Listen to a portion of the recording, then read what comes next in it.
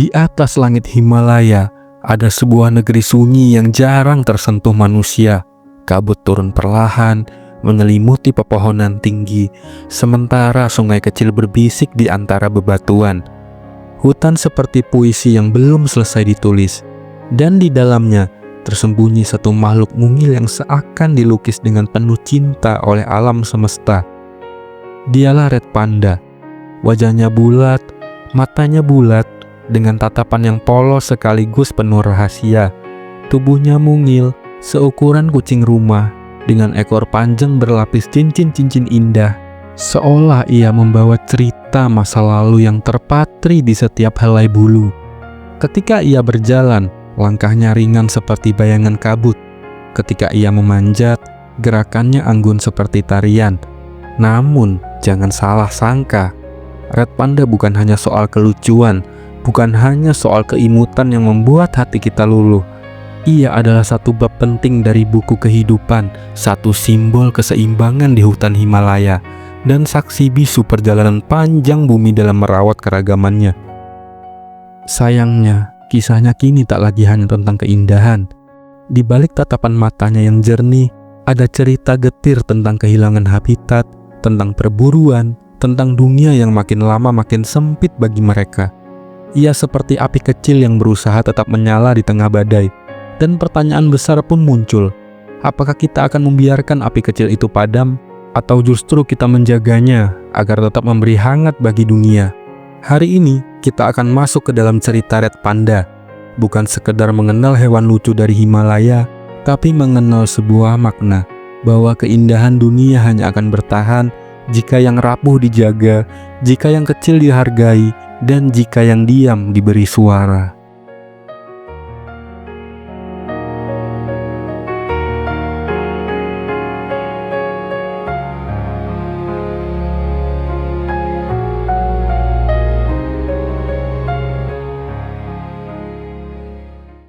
Red Panda, atau dalam bahasa ilmiah disebut Ailurus fulgens. Namanya berarti kucing bercahaya, sebuah sebutan yang seakan mencerminkan keunikannya. Tapi jangan salah, meski menyandang nama panda, ia bukan kerabat dekat panda raksasa yang kita kenal di layar-layar televisi. Justru, ia adalah satu-satunya makhluk yang tersisa dari keluarganya sendiri, keluarga Ailuridae. Ia berdiri sendiri, terpisah bagai bait terakhir dari sebuah syair yang sudah lama ditinggalkan penyairnya. Tubuhnya kecil, hanya sekitar 50-60 cm, dengan ekor panjang mencapai hampir setengah badannya. Ekor itu bukan hanya hiasan. Dalam udara dingin pegunungan Himalaya, Red Panda melilitkan ekornya ke tubuh, seperti selimut hangat yang dipinjam dari bumi. Bulu merah bata di tubuhnya berpadu dengan garis-garis gelap di ekornya, seakan ia adalah api kecil yang bergerak di antara kabut. Kita sering terkecoh oleh namanya, karena sebenarnya Red Panda lebih dekat dengan rakun dan musang daripada dengan panda raksasa. Pernah ada perdebatan panjang di dunia sains tentang ia sebenarnya siapa. Ada yang menyebut ia bagian keluarga beruang, ada yang menyebut ia kerabat musang. Namun setelah penelitian genetik, akhirnya kita tahu ia adalah cabang unik dalam pohon evolusi, tidak benar-benar sama dengan siapapun. Ia adalah bukti bahwa alam suka menyimpan rahasia, dan terkadang rahasia itu hadir dalam bentuk yang paling lucu. Makanannya, meski masuk dalam ordo karnivora, ironisnya Red Panda lebih banyak memakan daun bambu. Namun, berbeda dengan panda raksasa yang bisa murni hidup dari bambu, Red Panda hanya bisa mencerna sebagian kecil nutrisi dari daun itu. Itulah sebabnya ia harus makan banyak sekali setiap hari, bahkan sampai 20.000 helai daun bambu hanya untuk bertahan hidup. Kadang ia juga menyantap buah, bunga, serangga, atau telur burung kecil. Di balik wajahnya yang polos, sebenarnya ia adalah pejuang hidup yang harus terus berjuang setiap hari melawan dingin dan keterbatasan makanan. Kuku Red Panda tajam dan melengkung, memudahkannya memanjat. Uniknya, ia juga memiliki ibu jari palsu, sama seperti panda raksasa.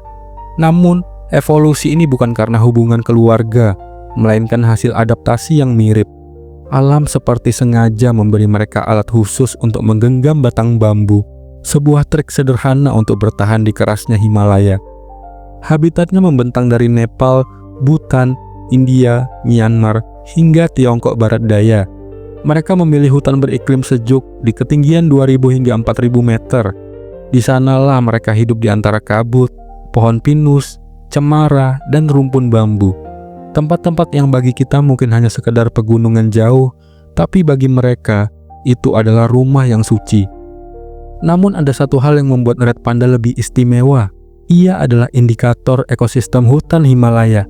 Jika red panda masih ada, itu artinya hutan masih sehat. Tapi jika mereka menghilang, maka itu tanda bahwa hutan sedang sekarat. Dengan kata lain, red panda bukan sekedar penghuni hutan, ia adalah detak jantung bagi keseimbangan alam pegunungan. Di balik wajahnya yang mungil dan bulu merah menyala, red panda tidak hanya hidup di hutan, ia juga hidup dalam imajinasi manusia.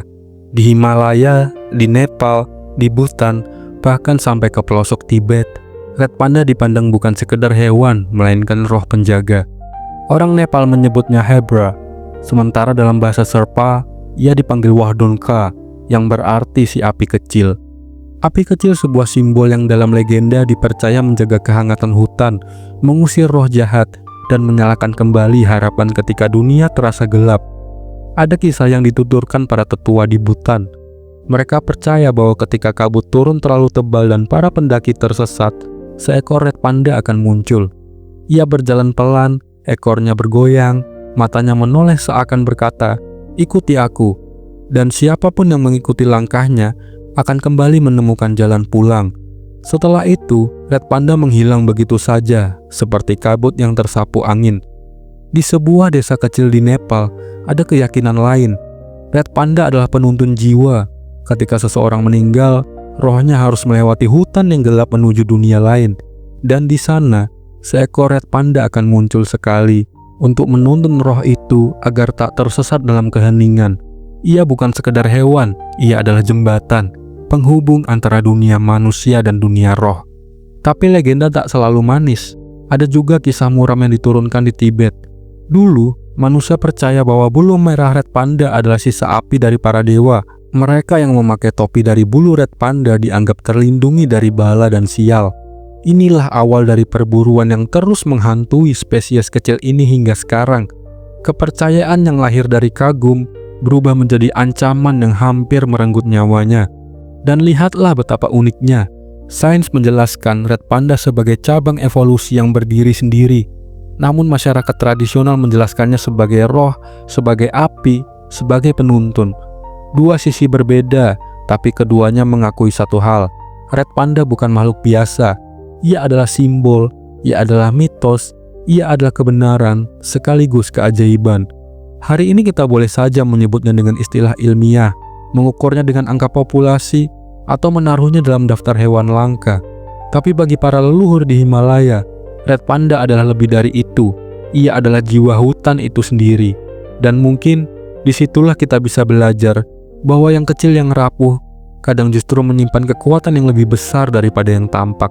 Setiap legenda indah selalu punya bayang-bayang kelam. Dan untuk red panda, bayangan itu semakin hari semakin panjang. Di dunia ini, populasi red panda di alam liar kini diperkirakan kurang dari 10.000 ekor. Angka itu mungkin terdengar besar, tapi ingat, mereka tersebar di 5 negara, di hutan yang semakin tercerai-berai, dan setiap tahun jumlah itu terus menyusut. Kenapa? Karena rumah mereka terus dirampas. Hutan-hutan Himalaya yang dulu sejuk dan lebat kini terbelah oleh jalan aspal, ladang pertanian, dan pemukiman baru. Penebangan liar merajalela. Bambu yang menjadi makanan utama red panda ditebang habis, menyisakan tanah gundul yang kering. Bayangkan, seekor makhluk kecil yang hidupnya bergantung pada bambu, tiba-tiba kehilangan segalanya. Hilang rumah, hilang makanan, hilang tempat berlindung. Tapi itu baru satu luka. Luka lainnya lebih pahit, perburuan. Red panda dengan wajahnya yang imut, bulunya yang tebal, sering dijadikan target. Bulu merahnya diperdagangkan, dijadikan topi atau jimat, simbol keberuntungan dalam keyakinan lama. Tak jarang, ia juga ditangkap untuk dipelihara sebagai hewan eksotis. Orang-orang menginginkan red panda hanya karena bentuknya menggemaskan. Padahal di balik sangkar itu, ia sedang sekarat, perlahan kehilangan jiwanya. Ada satu ironi yang menusuk. Masyarakat lokal di Himalaya sebenarnya hidup berdampingan dengan red panda sejak lama. Namun tekanan ekonomi, kemiskinan, dan kurangnya edukasi membuat sebagian dari mereka terpaksa ikut dalam perburuan atau perusakan habitat. Mereka tidak selalu jahat, tapi keadaan seringkali memaksa manusia mengorbankan yang rapuh demi bertahan hidup. Dan jangan lupakan satu ancaman yang sering tak terlihat, perubahan iklim. Himalaya semakin panas, salju semakin cepat mencair, siklus tumbuhan bambu terganggu. Red panda yang terbiasa hidup di udara sejuk ketinggian kini terhimpit. Mereka tidak bisa turun ke dataran rendah karena di sana ada manusia. Mereka tidak bisa naik lebih tinggi karena di atas hanya ada salju dan batu. Mereka terjebak di ruang sempit di antara dunia yang terus menyusut. Apa jadinya jika kita biarkan semua ini? Red panda akan hilang, bukan karena mereka lemah, tapi karena dunia yang terlalu keras bagi tubuh mungil mereka. Mereka seperti puisi yang dirobek sebelum selesai ditulis, seperti lagu yang berhenti di tengah bait, seperti api kecil yang padam hanya karena kita lupa menutup jendela saat badai datang. Bayangkan seekor induk red panda, kecil, rapuh, namun penuh kasih. Di dalam lubang pohon, ia melingkarkan ekornya yang panjang, menyelimuti dua anaknya yang baru lahir. Di luar, angin dingin berhembus, kabut menebal, dan hutan masih bernapas. Tapi di kejauhan, suara gergaji mesin meraung, pohon demi pohon tumbang, dan bumi bergetar. Induk itu hanya bisa memeluk anaknya lebih erat, seakan berkata, "Tenanglah nak, ibu akan melindungimu." Namun apa daya seekor makhluk sekecil itu melawan kerakusan manusia. Satu demi satu ruang hidupnya hilang, tempatnya bermain ditebang, tempat mencari makan dirampas, dan kadang justru manusia datang bukan hanya menebang, tapi juga memburu. Bayangkan tatapan mata red panda saat ia terjebak dalam jerat kawat. Matanya bulat, penuh ketakutan, tapi masih memancarkan kepolosan. Ia tak tahu kenapa dunia yang seharusnya rumah justru berubah menjadi penjara. Ia tak tahu kenapa manusia yang dulu hidup berdampingan kini justru menjadi alasan ia hampir punah. Apakah kita pernah bertanya pada diri sendiri, bagaimana rasanya jika kitalah yang menjadi red panda, tinggal di dunia yang semakin sempit, setiap langkah penuh ancaman, setiap hari hanyalah pertaruhan hidup dan mati. Dan yang lebih menyakitkan, kita tidak bisa bersuara, tidak bisa protes, tidak bisa meminta tolong, hanya bisa berharap bahwa ada satu manusia baik yang peduli. Inilah klimaks dari kisah red panda. Mereka tidak kalah oleh alam, mereka tidak punah karena lemah, mereka hampir punah karena manusia. Di titik ini kita harus jujur pada diri sendiri. Kita seringkali tersenyum melihat foto red panda di media sosial, berkata, "Lucunya, imutnya." Tapi di balik layar itu, ada kenyataan pahit. Setiap senyuman kita mungkin sedang dibayar dengan penderitaan mereka. Dan pertanyaan paling berat pun menggantung di udara. Apakah kita hanya akan menjadi penonton yang diam? Atau kita berani berdiri, menjaga api kecil ini agar tetap menyala di tengah gelapnya zaman? Di tengah gelapnya kabar tentang red panda, masih ada cahaya kecil yang terus menyala, dan cahaya itu datang dari mereka yang memilih untuk tidak tinggal diam. Di Nepal, ada organisasi bernama Red Panda Network. Mereka bekerja sama dengan masyarakat lokal, melatih penduduk desa menjadi forest guardian, penjaga hutan. Mereka yang dulu menebang pohon, kini justru menanam kembali. Mereka yang dulu memburu, kini justru melindungi. Sebab mereka sadar, menjaga red panda sama artinya dengan menjaga masa depan mereka sendiri. Di Bhutan, pemerintah menetapkan kawasan lindung yang luas, meliputi hutan-hutan di pegunungan tinggi. Di sana, red panda dilindungi bukan hanya dengan hukum, tapi juga dengan budaya. Sekolah-sekolah lokal mulai mengajarkan anak-anak bahwa hewan kecil itu adalah simbol warisan leluhur, bukan sekedar satwa liar.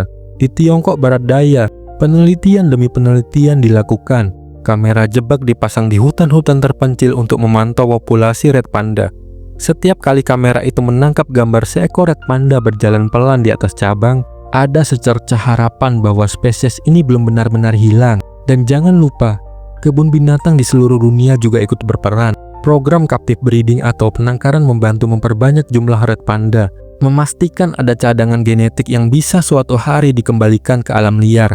Banyak kisah indah lahir dari sana. Anak-anak red panda lahir, tumbuh, dan suatu hari mungkin akan kembali ke hutan tempat nenek moyangnya dulu tinggal.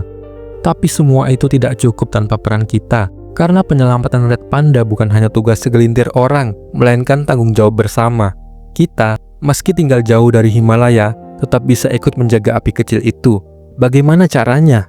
Dengan sederhana, mendukung organisasi konservasi sekecil apapun bantuan kita, menyuarakan pentingnya menjaga hutan, bahkan di lingkungan sekitar kita sendiri, menolak perdagangan hewan eksotis, tak peduli seberapa lucu mereka terlihat di balik sangkar, dan yang terpenting, menanamkan kesadaran bahwa setiap makhluk, besar maupun kecil, punya hak yang sama untuk hidup di bumi ini. Karena menjaga red panda sejatinya bukan hanya menjaga satu spesies, kita sedang menjaga ekosistem Himalaya. Kita sedang menjaga air yang mengalir ke sungai, tanah yang memberi kehidupan, hutan yang menyimpan oksigen, dan pada akhirnya kita sedang menjaga diri kita sendiri. Red panda adalah cermin kecil dari kerusakan besar. Jika mereka hilang, itu tanda bahwa kita gagal. Tapi jika mereka selamat, itu bukti bahwa manusia masih bisa belajar untuk hidup berdampingan dengan alam. Red panda, si kecil yang lahir dari kabut Himalaya, dengan mata bulat yang jernih dan langkah ringan seperti bayangan angin. Ia bukan hanya hewan, bukan hanya satwa langka, tapi sebuah simbol tentang rapuhnya keindahan, tentang kecilnya cahaya yang bisa menyalakan dunia. Hari ini kita mengenalnya lewat cerita, kita melihat sains yang mengungkapkan rahasianya, legenda yang memuliakannya, masalah yang mengancamnya, hingga harapan yang masih menjaga nyalanya. Dan kini semua kembali kepada kita. Apakah kita mau membiarkan dongeng itu berhenti di halaman terakhir, atau kita akan menulis bab baru, di mana red panda tetap hidup di antara hutan dan kabut? Ingatlah, ketika seekor red panda hilang, kita tidak hanya kehilangan satu makhluk, kita kehilangan suara hutan, kehilangan penuntun jiwa yang dipercaya leluhur, kehilangan satu warna dari lukisan bumi. Tapi jika kita menjaganya, maka kita menjaga lebih dari sekedar hewan mungil. Kita menjaga hutan Himalaya, kita menjaga air yang turun ke sungai-sungai Asia, kita menjaga kehidupan yang lebih luas daripada yang bisa kita bayangkan. Mungkin kita merasa kecil, mungkin kita bertanya, apa arti satu suara, satu orang dalam menyelamatkan red panda? Bukankah red panda sendiri juga kecil? Justru dalam kecilnya itu, ia mampu memberi makna besar bagi dunia. Maka biarlah kita belajar dari mereka, bahwa sekecil apapun tindakan kita, membagikan cerita, mendukung konservasi, menolak perburuan, semua bisa menjadi api kecil yang menjaga nyala. Karena kadang yang kecil justru lebih kuat dari yang besar. Dan pada suatu hari nanti, kabut Himalaya kembali turun, hutan bernapas dengan tenang, sungai bernyanyi dengan riang. Biarlah di sana masih ada red panda, bergelantung di cabang bambu, menatap dunia dengan mata yang polos, agar anak cucu kita tak hanya mendengar namanya dari legenda, tapi bisa melihatnya hidup sebagai bukti bahwa manusia pernah belajar untuk menjaga, bukan hanya merusak. Red panda bukan sekedar cerita, ia adalah pengingat bahwa bumi ini hanya akan indah jika kita berani menjaga yang rapuh, mencintai yang kecil, dan merawat yang diam. Terima kasih sudah menonton video ini. Sampai bertemu di video berikutnya.